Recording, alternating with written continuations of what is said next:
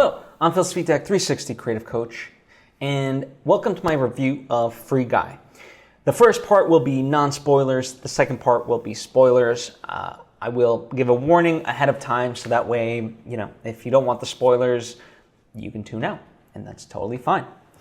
So, first off, Free Guy is this Ryan Reynolds movie where he's basically a non-playable character in a video game, but he thinks he's real. So, if you're unfamiliar, NPCs, as they're termed, shorthand, they're background characters, right? They're the characters that you see in, video games that don't do anything. They just they do stuff, but, it's predetermined, right? And, as far as the game that, he's in, it's kind of like a mix of, Fortnite and Grand Theft Auto, right? So there's a lot of, crime and things like that kind of happening. And, I will say this. That's kind of like the premise, and, then he kind of starts to go beyond himself, right? Realize, maybe there's more to my world than I thought, and it's kind of him figuring out, what exactly does that mean? And I will say, this so far is my favorite movie of 2021. It's a lot of fun. It's inspiring.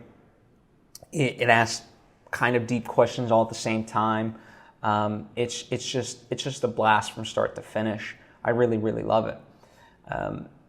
Yes, is it without fault? No. When you if you know coding and things like that, yes, there are certain things that are a little bit far-fetched.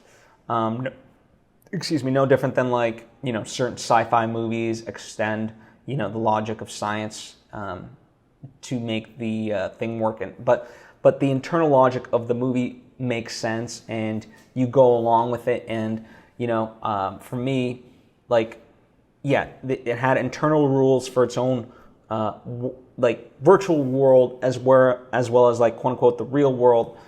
So I bought into it. The suspension of disbelief was very easy for me because it allowed me. It told me exactly what it was going to do, and in that sense, it was just a blast.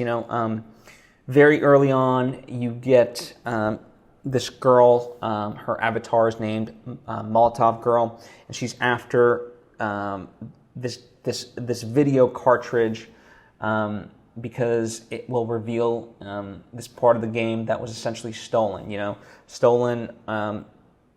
Her game was stolen, and the game that they're playing, Free City, is based on that build, right? That's kind of the core of what the plot's about. And then Free Guy, just the reason why it's named Free Guy is Ryan Reynolds' character is named Guy, and he kind of gets involved in this. And like I said, there's incredible cameos from start to finish, especially if you're a gamer. There's a lot of amazing stuff, and just as a comedy, it's phenomenal. It uplifts you by the end, and I can't say enough good things about it. There's the character of Mauser. He's amazing. Taika Waititi, he's in it as the CEO of the company that owns Free City, the video game. He is incredible. The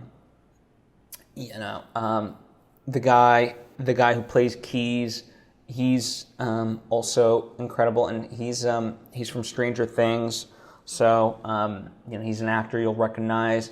And I gotta say, Lil Rel, him as Buddy is just phenomenal. He's basically Buddy is the best friend of Guy that you meet basically in the first 2 minutes of the movie, and their chemistry is just so amazing. I really love them as best friends.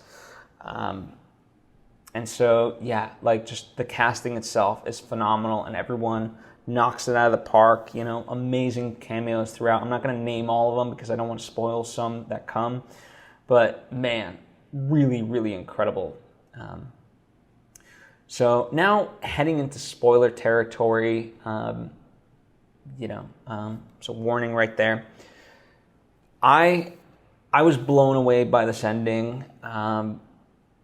for the reason I loved, and I know it's like, oh, it could be like perceived as, well, why didn't like Millie know that of course it was Keys that loved her, but to me it's like she was so caught up in like this lawsuit and just getting that stuff done that she just couldn't see what was right in front of her.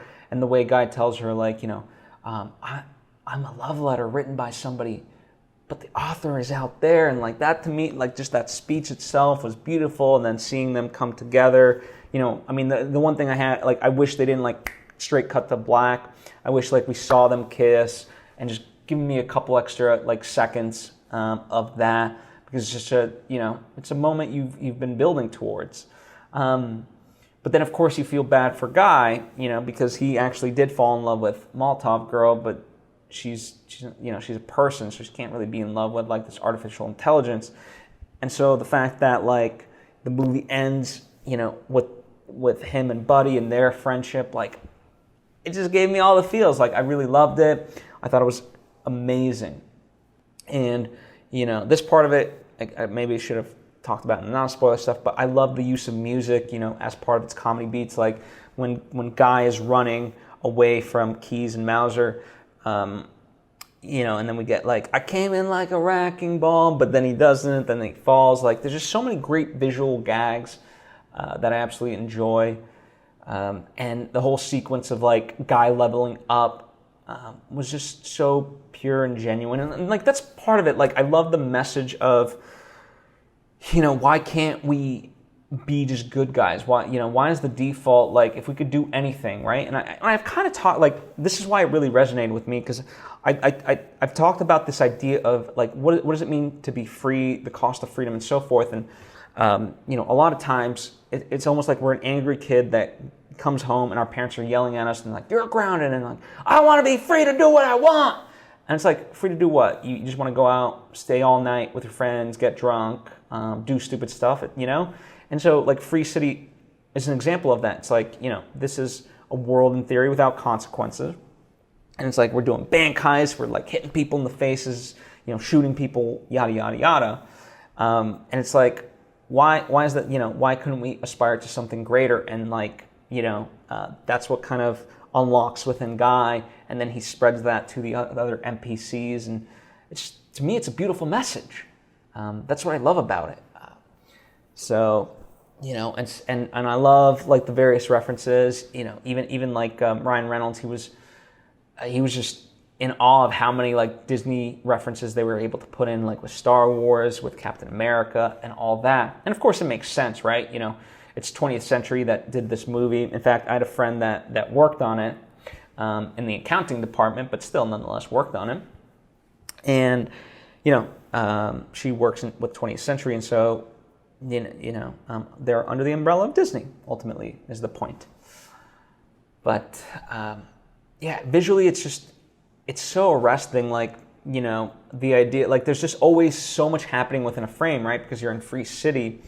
And so kind of seeing the carnage that is there and all these like people saying, we live in a perfect world type of thing. And it was just amazing. Just the scope of things to fill out literally this world. And certainly like Dude, Dude was a crowd favorite. I mean, I saw this thing twice, and in both times, as soon as Dude came on, and like, he was saying this like catchphrase. And when and if you've seen the movie, you know that I'm not talking about like that he had a catchphrase. No, his catchphrase was catchphrase. And people started saying that, and they were laughing like the idea that he had like underwear that said "game over," and he's blue shirt guy, but his blue shirt is on his like chest, and it's very tiny. And just the way he eventually like falls in love with blue shirt guy, our guy, because he's just so it's just beautiful, man. And that was a great part of the final sequence, was that Guy, in order to make it past, to be able to free everyone, it wasn't about defeating Dude. It was about, showing him a world that he didn't know. Like he'd been trying to do with his friend Buddy. He introduced the glasses to Buddy, and that was such a heartbreaking moment, because Buddy, just had so much fear, and like this is like Plato's cave allegory, like, whoa, type of stuff, But yeah, you know, that's how he defeats dude, is like, instead of like punching the crap out of him, he gives him the glasses and opens up his mind. And that's that's such a beautiful sentiment to me.